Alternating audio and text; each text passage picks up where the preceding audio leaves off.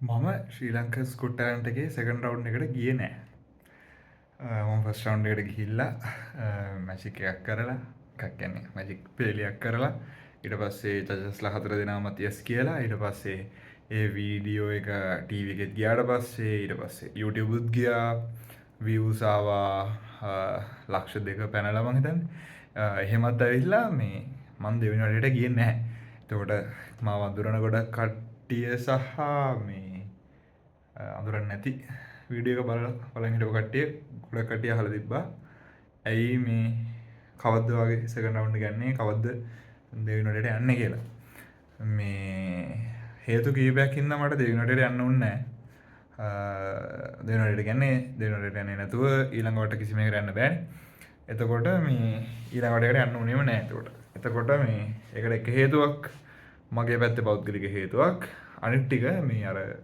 ශ්‍රී ලංකස් කොට්ටලන් කෙන කම්පිටිෂන් එක ඇත්තන් මේ අර රියලිටි ෂෝස් නැත ටීව එකේ තියෙන අර අමුතු විකාරහින්ද තමයි නැතක් තියෙන අමුතු අමුතු දේවල් නිසා තමයි එක කොටසක් මට යන්න බැරුණේ යන්න හිතන් නැත්තේ අනික් කොටස මගේ පෞද්ගලික තිබ ප්‍රශ්නය ප්‍රශ්නි ගැන මේකයි මේ මම කැපසක විතරත් දිකට හිටියනම් ගෙන කැපස ගෙන ගන්න ගමන් හිටියනම් දවසක් දෙකක් ෆ්‍රී කරගන්න එක දවසක ලෙක්චස් යන්න දේක ලොකු ප්‍රශ්නයන් නෙවේ අතර සාමාන්‍යෙන් එහෙම බෝඩිමට ලානිකං ඉන්න දවසුත් තියෙනවානේ හැබැයි මේ දැන් නයිට ඇගෙනත්තම් කැම්පස් එක සහ නයිට එකතු වෙලානේ අපේ ඉන්ඩස්ට්‍රියල් ට්‍රේනින් එක කරන්නේ. ඒතර ඉන්ඩස්ට්‍රියල් ට්‍රේනින් එක අනිවාර්යෙන් මේ මාස 6ක් කියන්නේ සති 24ක් හරියට කරන්න ඕනේ. මේ කරද්දී නිවාඩු හම්බෙන්නේ දවස් දෙකක් විතර.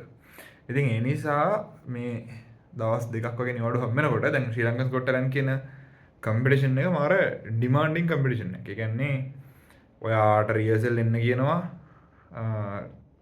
වීඩියෝ කරන දවසට කලින් රියසල්ලට යන්න ඕනේ. ඊට පස්සේ වීඩියෝ කරන දවසේ ඔයාලට දැන් ඔයාලට ටීවී එකේ පේන්නේ විනාඩි 5ක කැලලක් අපි ඔයාලා perform කරලා යනවා. හැබැයි ඇත්තටම ගත්තොත් මුළු දවසම උදේ 8 ඉඳන් රාත් 8 9 10 වෙනකල් සමහර විට වෙලා ගියොත් රාත් 12 වෙනකල් වුණත් ඉන්න ලෑස්තිලා එන්න ඕන.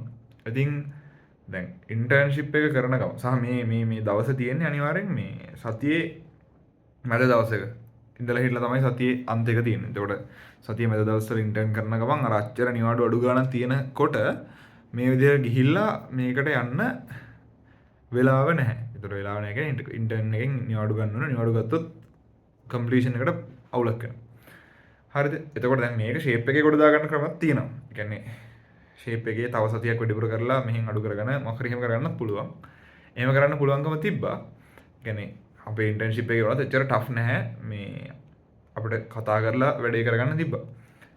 හැබැයි මේ අනික් හේතු කීපයක් තිබ්බා මේ channel එක පැත්තෙන් සහ ස්ටුඩියෝ එක පැත්තෙන් ඒ කියන්නේ හොස්ට්ලගේ පැත්තෙන් එයාලා පාර්ටිසිපන්ට්ස් වල සලකන විදිහ සහ එයාලා එක්ස්පෙක්ට් කරන දේවල් සහ එයාලගේ තියෙන පොඩි පොඩි දේවල් නිසා මේ මට අර නියාඩු දාලා කැපකිරීමක් කරලා වුණත් යන්න තියෙන එක එපා වුණා. ඇත්තටම මේ මං හිතන් හිටියේ එකක් මම පෞද්ගලිකව හිතන් හිටියේ පළවෙනි දේ තමයි මේ මට උමනාවට නෙමෙයි ශ්‍රී ලංකන් ස්කොට්ලන්ඩ් ගියේ. එතකොට ඔයාලා දකින්න ඇති අර අපේ මැන්ඩලින් ගහන මල්ලි. ඊට පස්සේ SL Cube show එකේ Cube හදන එක්කෙනා. ඊට පස්සේ අර වයලින් ගහන කොණ්ඩේ දිග අයියා. ඊට පස්සේ ඔය ගොඩාක් කට්ටිය ශ්‍රී ලංකන් ස්කොට්ලන්ඩ් එන්න කලින් එයාලගේ නම ප්‍රසිද්ධ කරගෙන හිටපු කට්ටිය. එයාලා TikTok එකේ හරි YouTube එකේ හරි Facebook එකේ හරි යම් කිසි මට්ටමකට එයාලගේ ටැලන්ට් එක පෙන්වන ගමන් හිටපු කට්ටිය. එයාලට ඇත්තටම ෆලෝවර්ස්ලා ගොඩක් හිටියා වීඩියෝස් වයිරල් ගිහිල්ලා තිබ්බ කට්ටිය තමයි ඔතෙන්ට ඇවිල්ලා හිටියේ. ඔයාලට ඒකේ සම්බන්ධයක් පේනවද නැද්ද දන්නේ නැහැ. දැන් මගේ YouTube channel එකක් තියෙනවා. ඔයාලට මේක විතරලා පෙන්නලා තිබ්බද දන්නේ නැහැ. ඒ කියන්නේ මේ ගොඩක් කට්ටියට මේ ශ්‍රී ලංකා ස්කොට්ලන්ඩ් එකකින් එන්න කියනවා ඇත්තට. එන්න කියලා කෝල් කරලා එන්න කියනවා. දැන් මටත් එහෙම තමයි මට කෝල් එකක් ආවා. මේ වගේ channel එකේ වීඩියෝස් අපි බැලුවා. මේකට හොඳයි වගේ හිතෙනවා. එහෙනම් පුළුවන් නම් එන්න. මේ කියලා. ඉතින් මං කිව්වා ඉතින් හරි මම කැමතියි කියන්නේ මගේ ටැලන්ට් එක මම මට මැජික් කරන්න පුළුවන් නම් මට ඒ ට්‍රේන්මන්ට් පැත්ත කරන්න පුළුවන් නම් මම කැමතියි මට හම්බෙන හැම වෙලේම මේ ට්‍රේන්මන්ට් ඉවෙන්ට් එකක් කරන්න. මම හැම වෙලේම කැමතියි. ඉතින් ඒ නිසා මම කිව්වා හරි මට chance එකක් හම්බෙනවා මම එන්නම් කියලා. ඉතින් මම හිතන් හිටියේ මම මිනිස්සෙක් වශයෙන් මම තනියම ගිහිල්ලා මම මැජික් එක කරලා එනවා. ඉස්සරහට වැඩිකුත් යනවා. පුළුවන් තරම් ඉස්සරහට යනවා. මට කියන සෑහෙන ප්ලෑන් එකකුත් තිබ්බා. මේ ඉස්සරහට යනවා. පුළුවන් වුණොත් බැරි වුණොත් මම ඉන්නවා කියලා මේ ඉගෙන බැරි වුණොත් කැපුණොත් හරි පාඩු ඉන්නවා කියලා. හැබැයි ගියාට පස්සේ දැන් රියසල් ගියාට පස්සේ එහෙම දැන් කියලා හෙට කී දෙනෙක් එක්කන් එනවද? ගෙදරින් මෙච්චරක් එකගෙන 10ක් එකගෙන එන්න. අම්මයි තාත්තයි එක්කන් එන්න, මල්ලියෝ එක්කන් එන්න, එහෙම කට්ටිය එක්කන් එන්න. මෙච්චරක්වත් ඕනේ කියලා. එහෙම කියලා. එතකොට දැන් එහෙම කිව්වහම ඇත්තටම දැන් අපි කොහේ ඉන්න කෙනෙක් වුණත් ඒ කියන්නේ යාලා අහන්නේ ගෙවල් කොහෙද? එහෙනම් අම්මට එන්න බෑනේ. දුරයිනේ. එහෙම නෑ.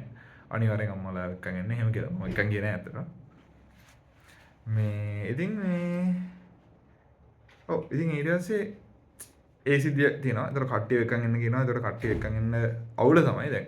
එක එන්න පුළුවන් කිසි ප්‍රශ්නයක් නෑ. පැය දෙකක් ඉඳලා දෙන්න නම් එක එන්න පුළුවන්. දැන් අර වගේ උදේ 8ට එන්න කියලා රෑ 12 විතර වෙනකල් වැඩේ ගියොත් එහෙම කරගන්න දෙයක් නැති වෙනවනේ. ගෙදර යවා ගන්න විදියක් නැති වෙනවා. ඒතකොට නවතින්න දැන් බලන්න. අර මෙයා එන්න ප්‍රශ්න ගොඩක් එනවා. ඒ ඔක්කොමත් එක්ක ඒ වැඩේ කරන්න බෑ.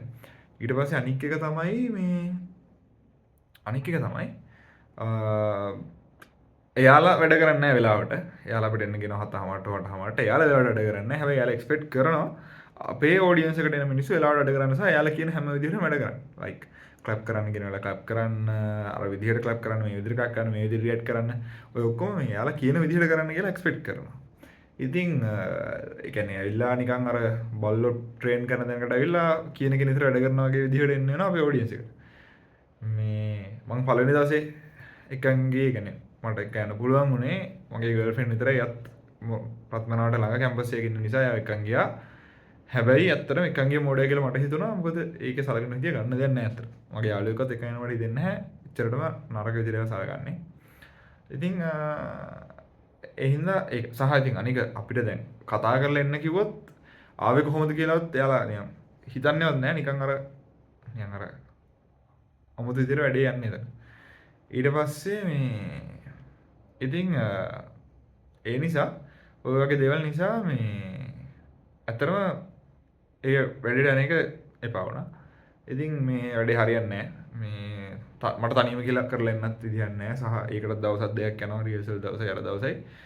අරම නිසා මේ ඔය වැඩේ හරියන්නේ නැහැ කියලා මට හිතුණා. මේ ඉන්ටර්න්ෂිප් එක කරගන්නත් ඕනේ. ඒ වැඩේ නිසා මම කැම්පස් ඉරියා නම් අනිවාර්යයෙන් මම දිගට යනවා. මට ඔය දැන් අනික් ඒවා ප්‍රශ්නයක් නෙවෙයි. ඒ කියන්නේ මම කතා කරලා මට කී දෙනෙක්වත් එකන් එන්න බෑ. මම තනියම එන්නේ කියන එක බවුන්ඩරි මම හදාගෙන මට යන්න තිබ්බා. හැබැයි මේ අන්තිමට මේජර් පාර්ට් එකක් විදියට ලොකු පාර්ට් එකක් විදියට මට අනික කිසිම දෙයක් අතහැරලා මට අර එයාලා කියන දවස්වලට එන්න බැරි ප්‍රශ්නෙත් එක්ක නිසා තමයි මට ඇත්තටම අයින් වෙන්න සිද්ධ වුණේ. එතකොට මේක අයින් කරත් නෙවෙයි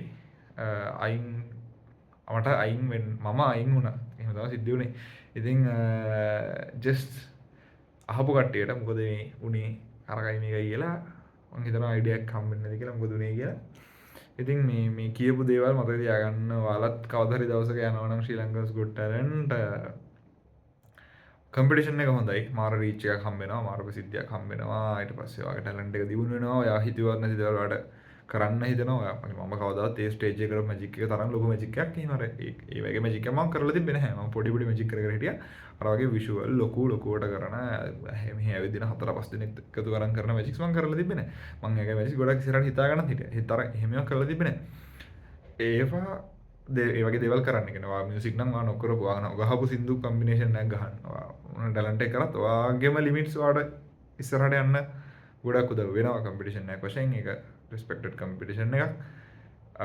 සහ ඉතින් දැන් අර මේක අර පුදුම වෙන්න දෙයක්වත් නෙමෙයි. ටීවී එකේ වෙන වැඩ වෙන අපෝ එහෙමද එහෙම නේ පුදුම වෙන්න දැන් මේ හැටි.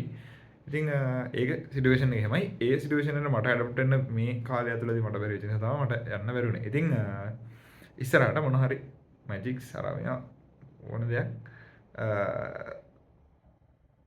මට වෙලා හම්බුණා. මම කරනවා. මම කරන කට්ටියට කරන මැජික්ස් මම රෙකෝඩ් කරලා පුළුවන් වුණා දානවා YouTube එකට මට හිතෙන වෙලාවට. ඉතින් එහෙම තමයි ජීවිතේ. එහෙනම් ඉතින් කවදා හරි දවසක මම මැජික් එක පෙන්වන වෙලාවට ආයෙ හම්බෙමු.